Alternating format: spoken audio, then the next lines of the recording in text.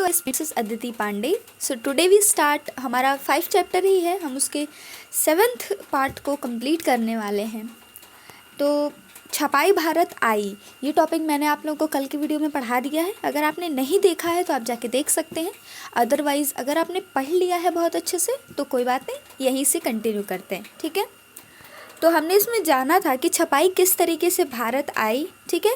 Jesuit जो पुजारी थे उन्होंने कोंकणी सीखी और फिर सारी पुस्तकें उन्होंने छापी तथा कन्नड़ भाषाओं में और भी बहुत सारी लैंग्वेजेस में छापी। अंग्रेजी भाषी प्रेस भारत में काफ़ी देर तक विकास नहीं कर पाया था, यानी जो इंग्लिश लैंग्वेज का जो प्रेस है वो बहुत समय लगा उसे विकास होने में, उस मतलब अपडेट को आने में बहुत ज़्यादा टाइम लगा। यद्यपि इंग्लिश ईस्ट इंडिया कंपनी ने 17वीं सदी के अंत तक छापे खाने का आयात शुरू कर दिया था। जो ईस्ट इंडिया की इंग्लिश कंपनी थी ना, उसने 17वीं शताब्दी के अंत तक ही छापे खाने का आयात भी शुरू कर दिया था। जेम्स ऑगस्टन हिक्की ने 1780 में बंगाल गजट नामक एक साप्ताहिक पत्रिका का संपादन शुरू किया। तो इंडिया का सबसे पहला जो पत्रिका थी, साप्ताहिक पत्रिका, वो बंगाल गजट थी और इसका प्रारंभ कब हुआ? 1780 ईस्वी में। किसने किया था? जेम्स ऑगस्टन हिक्की ने। ओके, तो चलिए आगे चलते हैं। अब हमारा है 7th पार्ट, धार्मिक सुधार और सार्वजनिक बहसें। तो इनसे आपको क्या लगता है? धार्मिक सुधार यानी जो धर्म के क्षेत्र में होगा, ठीक है, और उसके लिए सार्वजनिक स्थानों पर जो बहस हुई होगी, हाँ, या फिर सार्वजनिक लोगों के बीच में जो बहस हुई होगी। तो जैसा कि आप जानते हैं कि 19वीं सदी के शुरुआत से ही धार्मिक मसलों को लेकर बहसों का जो बाज़ार था वो काफ़ी ज़्यादा गर्म था। यानी 19वीं सदी के स्टार्टिंग से ही ना बहुत ज़्यादा मतलब लोग धार्मिक चीज़ों पे बहुत ज़्यादा बहस कर रहे थे। कुछ लोग उसके विरोधी थे तो कुछ समर्थन थे। ऐसे लोगों की जो संख्या थी वो काफ़ी ज़्यादा थी। अलग अलग समूह औपनिवेशिक समाज में हो रहे बदलावों से जूझते हुए धर्म की अपनी व्याख्या पेश कर रहे थे। अलग अलग समूह थे जिनके अलग अलग ओपिनियंस थे। जैसे फार्मर प्रोटेस्ट को ही ले लीजिए, उस पर सबके अलग अलग ओपिनियन है। आप देखेंगे कि हर किसी का मत एक समान आपको नहीं मिलेगा। मैंने भी कई सारे उसके बारे में पढ़ा है बहुत कुछ, तो उसमें देखा कि सबके ओपिनियन अलग ही हैं। कोई कह रहा है सही है, कोई कह रहा है गलत है, कोई कह रहा है ना सही है ना गलत है। तो भी बहुत थोड़ा सा कन्फ्यूजन हो रहा है, आपको भी हो रहा होगा।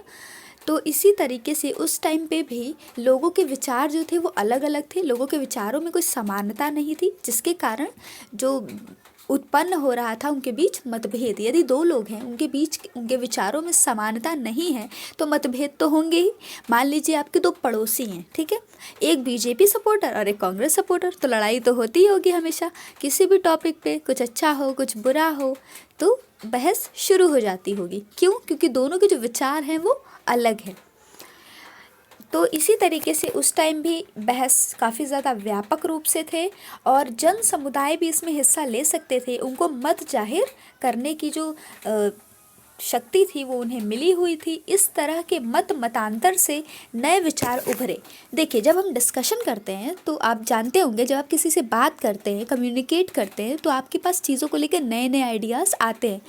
अगर आप अकेले खुद से ही कोई टॉपिक पढ़ रहे हैं ना, तो आपको उतने ज़्यादा आइडियाज़ नहीं आएंगे। लेकिन जब आप उसे लोगों के साथ डिस्कस करेंगे तो आप पाएंगे कि आपके अंदर और सारे आइडियाज़ आ रहे हैं, आपके दिमाग में और सारी चीज़ें आ रही हैं। लेकिन लाइक अगर आपने कोई टॉपिक अपने से पढ़ा, ठीक है, आपने उसे बुक से पढ़ा, किसी वेबसाइट से पढ़ा या कोई वीडियो देख ली, आपने पढ़ लिया, आपको उसके बारे में एक सीमित मात्रा में ज्ञान मिला ना। अब आप उस वेबसाइट पे कितना भरोसा कर सकते हैं? बहुत ज़्यादा तो नहीं कर सकते कि हाँ उसने जो बताया है वो A to Z एकदम कंप्लीट है, उसके अलावा किसी और चीज़ की आपको ज़रूरत ही नहीं है। ऐसा तो नहीं होगा, बहुत से और टॉपिक्स छूट ही जाते हैं हमेशा। तो जब आप किसी से डिस्कस करते हैं तो हम पाते हैं कि हमारे पास जो टॉपिक है उससे कहीं अलग टॉपिक हमें उसके पास मिल रहे हैं। तो हम दोनों के टॉपिक्स को मिला के हम अपनी चीज़ों में थोड़ा इन्हांस कर सकते हैं, उसकी क्वालिटी को, उसकी जो क्वालिटी है उसे हम बढ़ा सकते हैं और उसे और अच्छा बना सकते हैं, ठीक है। तो यह वह समय था जब समाज और धर्म सुधारकों तथा हिंदू रूढ़िवादियों के बीच विधवा दाह, एक अकेश्वरवाद, ब्राह्मण पुजारी वर्ग और मूर्ति पूजा जैसे मुद्दों को लेकर बहस बनी हुई थी। ये वो समय था ना जब विधवा दाह हो जाता था, जैसे अगर कोई पुरुष मर गया तो उसकी पत्नी को भी उसके साथ जला दिया जाता था। तो इस तरह की काफ़ी ज़्यादा प्रथाएं थी जिनके खिलाफ काफ़ी ज़्यादा बहस हो रहे थे।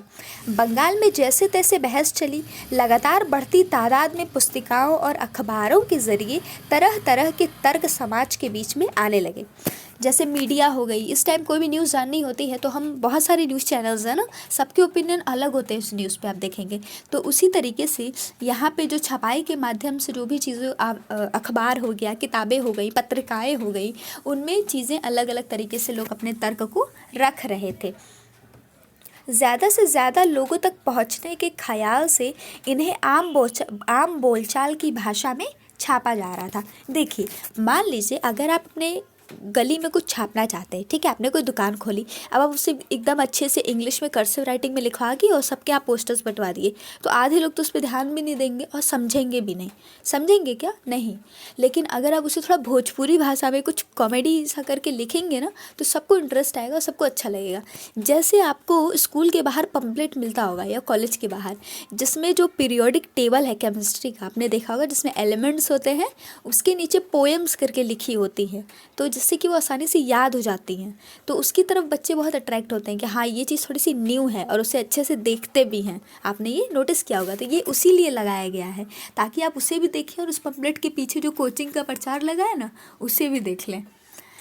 तो ये थोड़ी सी ट्रिक है। उसी तरीके से इन्होंने भी सामान्य बोलचाल की भाषा को अपनाया, जो सामान्य बोली थी वहाँ के लोगों की, उसमें लिखना की कोशिश की ताकि लोगों के बीच तर्क को अच्छे से रखा जा सके। यदि आप किसी देश में जा रहे हैं तो आप अपनी बोली में बात करेंगे तो आपको भी नहीं समझ आएगा और उसे भी उतने अच्छे से नहीं समझ आएगा, आप उससे कम्युनिकेट नहीं कर पाएंगे।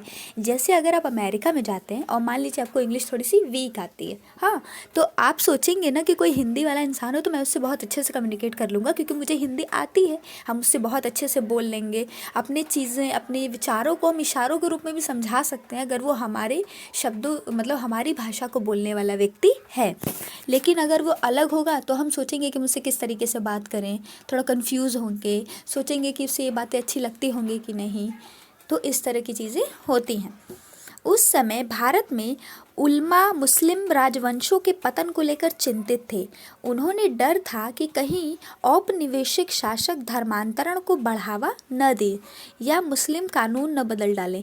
इससे ही निपटने के लिए उन्होंने सस्ते लियोग्राफी प्रेस का इस्तेमाल करके धर्म ग्रंथों में फ़ारसी या उर्दू अनुवाद छापे और धार्मिक अखबार तथा गुटके निकाले।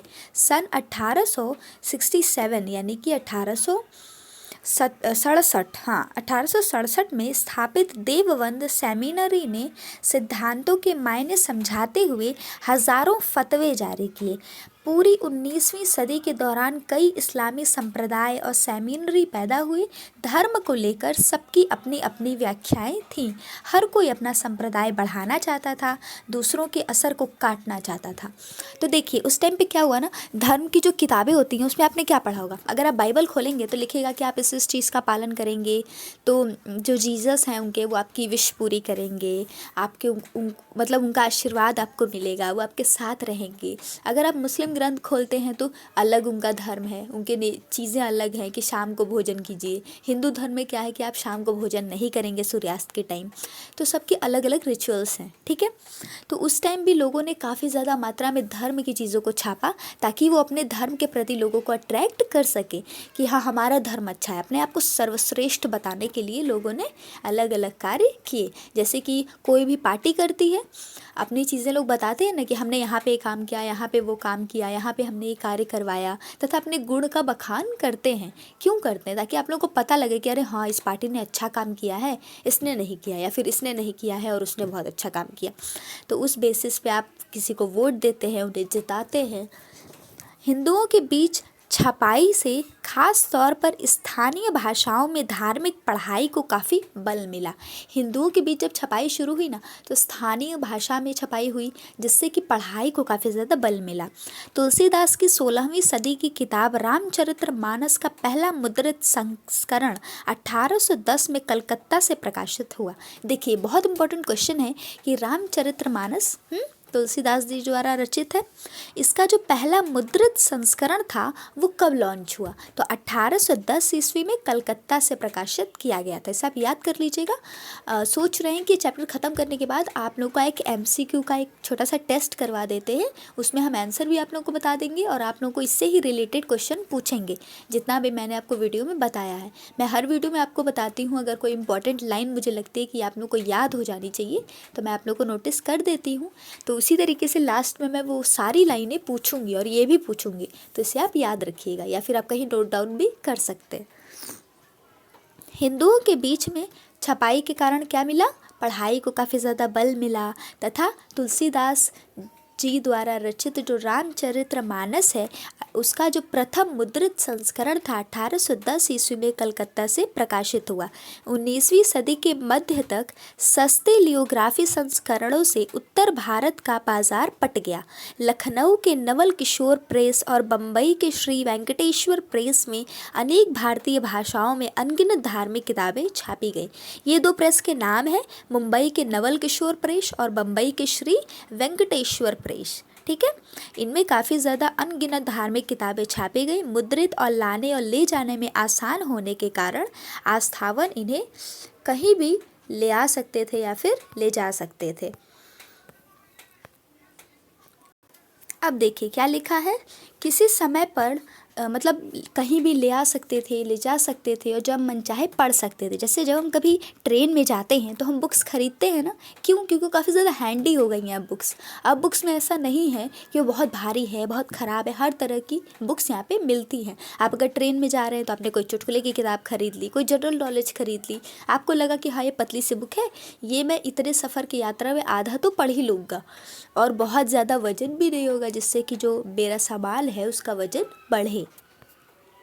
तो इसीलिए हम वो सारे बुक्स को ख़रीद लेते हैं और वो अच्छे भी होते हैं कि हमें नॉलेज भी मिल जाती है, हमारा टाइम भी यूज़ हो जाता है एक अच्छे मायनों में। ठीक है, तो इसी तरीके से लोग भी काफ़ी ज़्यादा बुक के प्रति अट्रैक्ट हुए। अनपढ़ लोगों की बड़ी भीड़ में बोल बोल कर भी पढ़ा जा सकता था।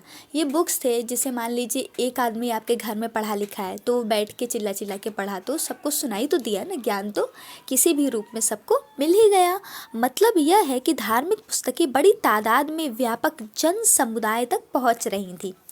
बिल्कुल इसी प्रकार है जैसे रामचरितमानस या फिर आपके यहाँ कथा होती होगी ना, सत्यनारायण भगवान की कथा, तो पंडित जी आते हैं, वो कथा बोल के एक आदमी पढ़ता है और सभी लोग सुनते हैं तो सभी को पता चल जाता है। उसी तरीके से इन लोगों ने भी धार्मिक किताबें छापी तथा जिन्हें ग्रुप में बैठ के लोग सुनाते थे, जिनसे लोगों में मतलब लोगों को में रुचि बढ़ती थी कि हाँ इस धर्म की ये कहानी है, ये जुड़ी हुई है, राम जी की कहानी, कृष्ण जी की कहानी एक्सेट्रा। लेकिन प्रिंट ने समुदाय के बीच सिर्फ मतांतर ही नहीं पैदा किए, बल्कि इससे समुदायों को अंदर से और विभिन्न हिस्सों को पूरे भारत से जोड़ने का काम भी किया था। जैसे बहुत पहले जब छपाई नहीं होती थी तो अगर हम यहाँ यूपी में बैठे हैं, ठीक है, तो हमें कैसे पता चल सकता है कि राजस्थान में कौन से फल हैं, वहाँ के CM अभी कौन बने, जब कोई न्यूज़ ही नहीं था, कोई मीडिया ही नहीं थी। अब तो है ना कि मीडिया है, न्यूज़ चैनल है, कहीं भी चुनाव होता है तो पूरा दिन ही वही दिखाता रहता है। कुछ भी कहीं भी हो जाए तो मात्र 10 मिनट लगते हैं उस न्यूज़ को वायरल होने में और वो पूरे देश में वायरल हो जाती है। तो उसी तरीके से छपाई भी, वो उसकी स्पीड थोड़ी कम थी, 10 मिनट तो बिल्कुल भी नहीं था, हाँ, लेकिन कुछ समय में लोगों तक सभी ज्ञान पहुंच जाता था, सारी की सारी न्यूज़ पहुंच जाती थी। तो इसने एक तरह से पूरे भारत को जोड़ने का कार्य भी किया। किस तरीके से? मान लीजिए हमने कोई आंदोलन शुरू किया, या मान लीजिए जो थाली बजाया था आपने लॉकडाउन में, अगर वो उस टाइम पे हुआ रहता तो किस तरीके से हुआ रहता? जितने भी साप्ताहिक या फिर मासिक पत्रिकाएं थी उनमें छपवाया गया रहता कि हाँ इस तारीख को हमें इतने बजे थाल बजाना है। सबके घरों पत्रिकाएं पहुंचती, अब अखबार पहुंचते तो लोगों को पता चलता और उसके बाद सब एक साथ बजाते, तो पूरे भारत को जोड़ने का कार्य हुआ ना। उसी तरीके से उस टाइम पे जो धार्मिक किताबें थी और छपाई, प्रिंटिंग इत्यादि ने लोगों को काफ़ी ज़्यादा जोड़ने का कार्य किया था। नेक्स्ट है हमारा प्रकाशन के नए रूप। तो आइए देखते हैं कि छापे खाने से नए तरह के लेखन के लिए भूख जागी। जब छापे खाना शुरू हुआ ना, तो अब लोग बोर हो जाते हैं। जैसे आप ही कोई ड्राइंग बना रहे हैं, ठीक है, आपने वो ड्राइंग 2 से 3 बार बनाई, मान लीजिए मेहंदी या फिर रंगोली ले लीजिए, ठीक है, तो आपने 2 से 3 बार सेम डिज़ाइन बनाई, तो आप सोचते हैं ना कि नेक्स्ट टाइम हम उस डिज़ाइन को थोड़ा और अच्छे से बनाएं ताकि उसमें कुछ नयापन आए। या फिर घर के फर्नीचर्स ही ले लीजिए, आप अक्सर महीने में 1-2 बार तो उन्हें चेंज करते ही होंगे, या फिर अपना स्टडी टेबल उसे चेंज करते होंगे। क्यों? ताकि कुछ नयापन आए। घर के पर्दे भी कभी कभार बदल दो ना, तो लगता है कि सब कुछ न्यू सा हो गया है। एक बेडशीट भी चेंज कर दो, लगता है वाह कुछ न्यू हो गया है, अच्छा लग रहा है, मूड थोड़ा अच्छा हो जाता है। तो उसी तरीके से जब लोगों ने छापे खाने में छपाई करनी शुरू की, तो कुछ वर्षों बाद उन्होंने सोचा कि इसे कुछ नए तरीके से करते हैं। ये जो लिखने का तरीका है इसे थोड़ा सा बदलते हैं, थोड़ा और सुंदर सा बनाते हैं, एक्सेट्रा। जैसे जैसे नए लोग पढ़ने लगे, छपे हुए पन्नों में अपनी ज़िंदगी, अपने तजुर्बे, अपने भोगे हुए रिश्तों को देखने की चाहत बलवती होती गई। यूरोप में विकसित उपन्यास नामक यह साहित्यिक विधा इन ज़रूरतों को पूरा करने में सक्षम थी। जल्दी ही इसने अपनी एक खास भारतीय शक्ल और शैली अख्तियार कर ली। अपने पाठकों को इसने अनुभव का नया संसार और मानव जीवन की विविधता का बोध प्रदान किया। उपन्यास, इसमें हम लोगों से जुड़े कहानियों को बताते हैं, उनके जीवन के बारे में। तो उस टाइम पे लोगों में जागा कि हाँ कुछ लोगों के बारे में भी जानना चाहिए, तो इसलिए उपन्यास शुरू हुआ और ये भारत में काफ़ी कम समय में ही बहुत ज़्यादा प्रसिद्ध हो गई, जो कि लोगों में मतलब विविधता पैदा की। विविधता मतलब हमें पता चलता था कि डिफरेंट लोग हैं, तो वो लोग किस तरीके से जीते हैं, उनका जीवन किस तरह से व्यतीत हुआ, एक्सेट्रा।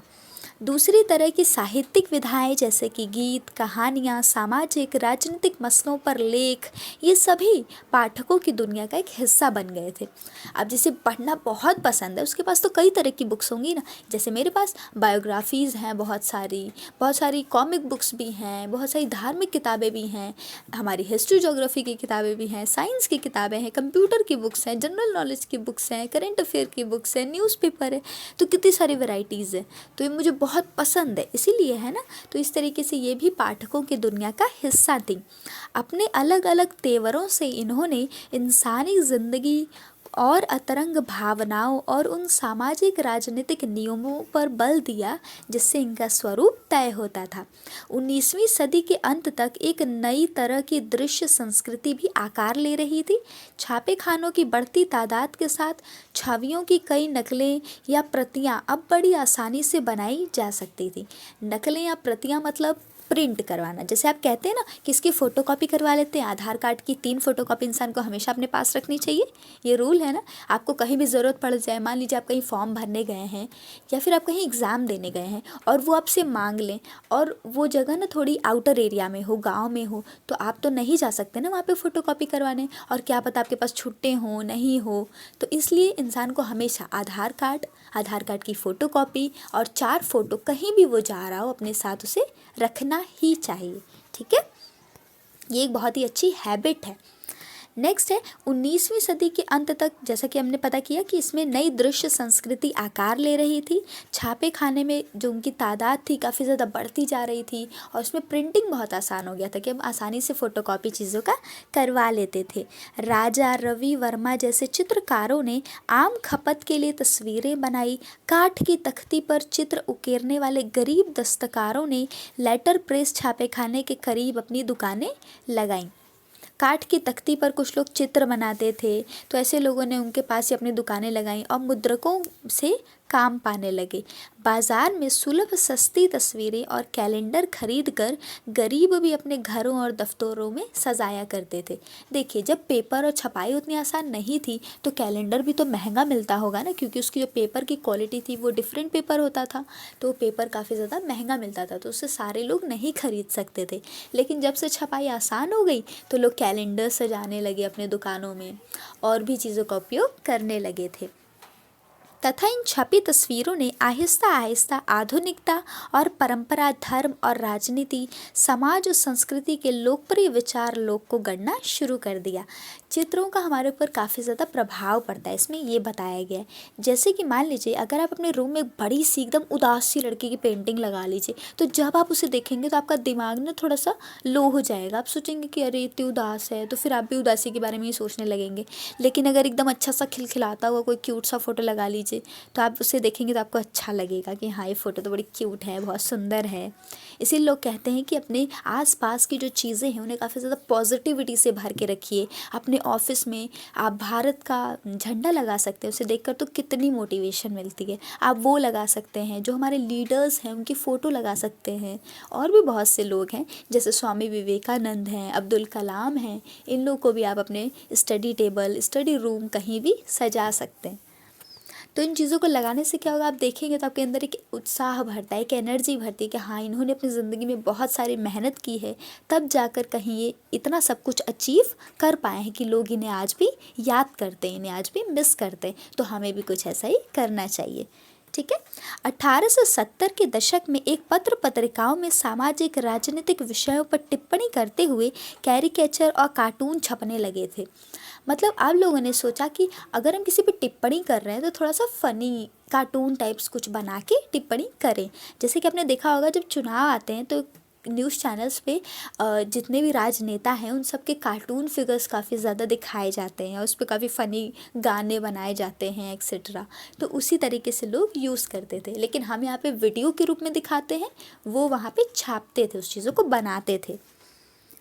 तो काफ़ी ज़्यादा मजाक उड़ाते। कुछ में शिक्षित भारतीयों के पश्चिमी पोशाक और पश्चिमी अभिरुचियों का मजाक उड़ाया, जबकि कुछ अन्य में सामाजिक परिवर्तन को लेकर एक डर देखा गया। साम्राज्यवादी व्यंग्य चित्रों में राष्ट्रवादियों का मजाक उड़ाया, तो राष्ट्रवादी भी साम्राज्यवादी सत्ता पर निशाना साधने में पीछे नहीं रहे।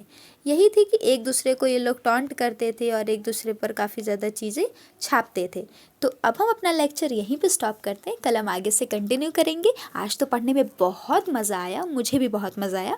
अगर आपको वीडियो अच्छी लगी हो तो प्लीज़ हमारे वीडियो को लाइक कीजिएगा और हमारे चैनल को सब्सक्राइब कीजिएगा। अगर कोई डाउट या फिर कोई क्वेश्चन हो तो कहाँ जाना है आपको पता है, कमेंट सेक्शन में जाना है और अच्छे से लिखना है और पूछना है और आपको जवाब ज़रूर दिया जाएगा। और अगर कोई क्वेश्चन हो तो भी आप पूछ सकते हैं, कोई क्यूरी हो। अगर आपको आईएस पॉइंट के व्हाट्सएप में ऐड होना हो, व्हाट्सएप ग्रुप है हमारे चैनल का, अगर आपको ऐड होना हो तो अपना नंबर वहाँ पे लिख सकते हैं, आपको ऐड कर लिया जाएगा। और कोई क्वेरी हो तो आप ज़रूर बताइएगा। And thank you so much for watching guys. Have a good day and ऐसे मोटिवेट रहिए और ऐसे ही पढ़ते रहिए। बाय।